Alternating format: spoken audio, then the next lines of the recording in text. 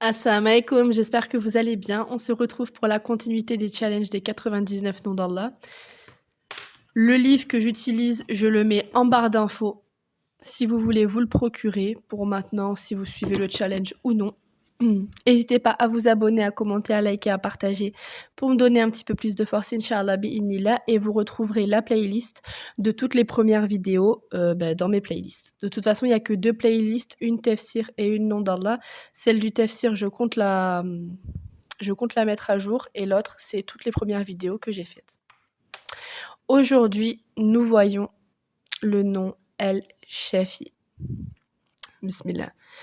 Il est l'un des noms cités dans la sunna prophétique. Dans les 2 sahih, on relève un hadith où Aïcha relate que, pour exorciser un membre de sa famille, le prophète sallallahu alayhi wa sallam passait sa main droite sur lui en récitant « Ô Allah, Seigneur des hommes, fais partir le mal, guéris-le car c'est toi le guérisseur.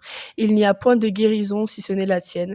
Accorde-lui une guérison qui ne laisse aucune maladie après elle. » Dans une autre narration, elle rapporte « Quand l'un de nous tombait malade, le prophète sallallahu alayhi wa sallam passait sa main droite sur la personne en récitant et elle mentionna l'invocation citée plus haut. » Une autre version du hadith précise le prophète sallallahu alayhi wa sallam exorcisait à l'aide de ces formules, puis elle mentionna l'invocation. Dans le Sahih al-Bukhari, Abdelaziz ibn Shuaib raconte « Thabit et moi-même entrâmes chez Anas ibn Malik radiyallahu anhu. Et Thabit lui dit « Ô Abu Hamza, je me sens mal.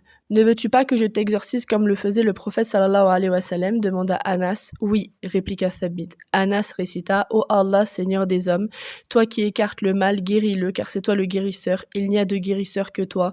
Octroie-lui une guérison qui ne lui laisse aucun mal. » El-Shafi signifie « celui qui guérit ». Il guérit les poitrines des équivoques, des doutes, de la jalousie, de la rancune et d'autres maladies du cœur.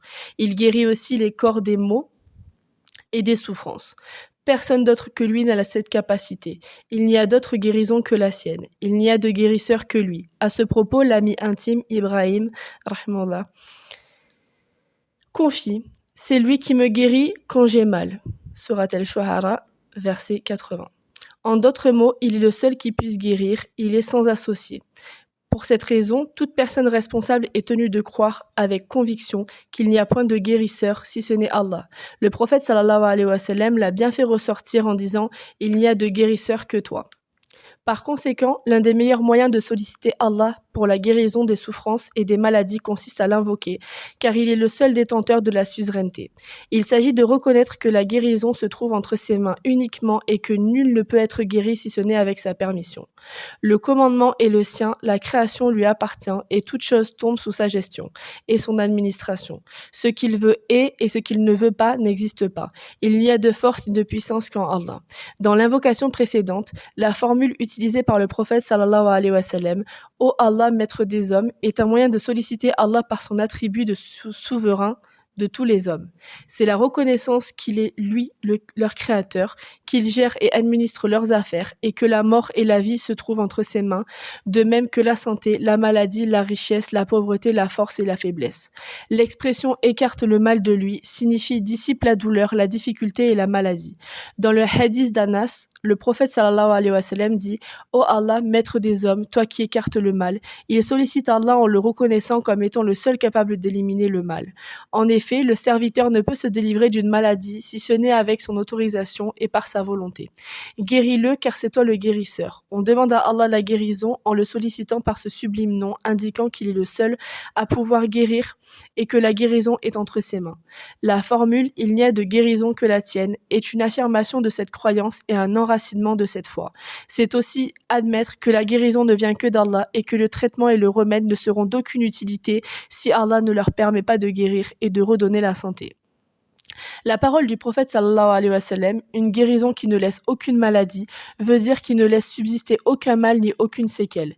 De la même façon, Muslim rapporte dans son sahih d'après Abu Saïd radiyallahu anhu, Jibril vint trouver le prophète sallallahu alayhi wa sallam et demanda « Ô Mohammed, es-tu malade ?» « Oui, fit-il. » Jibril ajouta « Au nom d'Allah, je t'exorcise contre tout ce qui te nuit, contre le mal de toute âme ou le mauvais œil de tout envieux. Qu'Allah te guérisse, au nom d'Allah je t'exorcise. » Ceci dit, la croyance du serviteur que le seul guérisseur est Allah et que la guérison se trouve entre ses mains ne l'empêche pas de déployer des efforts utiles pour se soigner, de rechercher les soins appropriés et de prendre les médicaments adéquat.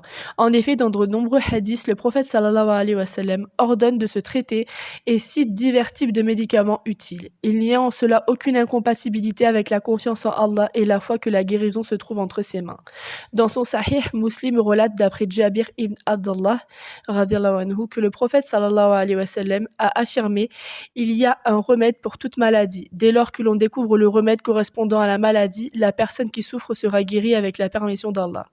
Dans le Sahih al-Bukhari, Abu Huraira radiallahu anhu rapporte que le prophète sallallahu alayhi wa sallam a dit: Allah n'a pas fait descendre de maladie sans sa guérison. Selon un hadith du Musnad et consigné dans d'autres recueils, Husama ibn Sharik radiallahu anhu raconte: j'étais chez le prophète sallallahu alayhi wa sallam lorsque des bédouins vinrent lui demander: ô envoyé d'Allah, pouvons-nous utiliser des médicaments? Le prophète sallallahu alayhi wa sallam répondit: oui, ô serviteur d'Allah, soignez-vous. En effet, Allah n'a pas fait de maladie sans sa guérison, à l'exception d'une seule. Laquelle est-ce? S'enquirent les compagnons. La vieillesse, fit-il. Dans une variante, on trouve: certes, Allah n'a pas fait descendre de maladie sans sa guérison. Certains la connaissent et d'autres l'ignorent. Il s'avère que ces divers hadiths établissent le lien entre les causes et les effets. Il souligne également qu'il est ordonné de se faire soigner et que ceci n'est pas incompatible avec la confiance en Allah, tawakkul. La réalité du tawakkul est afférente au cœur qui doit dépendre d'Allah pour l'obtenir, de tout ce qui est utile au serviteur dans sa religion et sa vie matérielle, et dans le rejet de tout ce qui est nuisible à ces deux niveaux. On est tenu néanmoins de mettre à contribution les moyens nécessaires. Par exemple, s'alimenter pour combattre la faim et la soif n'est pas contraire à la foi, eu égard au verset A'udhu billahi minash shaitanir rajim, bismillahir-rahmanir-rahim. C'est lui qui me nourrit et étanche ma soif. Surat al-Shu'ara, verset 79. De même, combattre la maladie par le traitement convenable et le médicament approprié ne s'oppose pas à la foi, car Ibrahim a déclaré: c'est lui qui me guérit quand j'ai mal. Tout au contraire, la réalité du tawakkul ne se réalise qu'en recourant aux moyens qu'Allah a établis comme exigence de leurs effets, tant sur le plan du destin que celui de la religion. Tout refus de les employer est une atteinte au tawakkul lui-même. La sentence prophétique il y a un remède pour chaque maladie renforce l'âme du patient et du médecin. Elle incite à rechercher et à solliciter le remède. La pratique du prophète sallallahu alayhi wa sallam consistait à se soigner lui-même. Il avait aussi ordonné à sa famille et à ses compagnons de le faire en cas de maladie.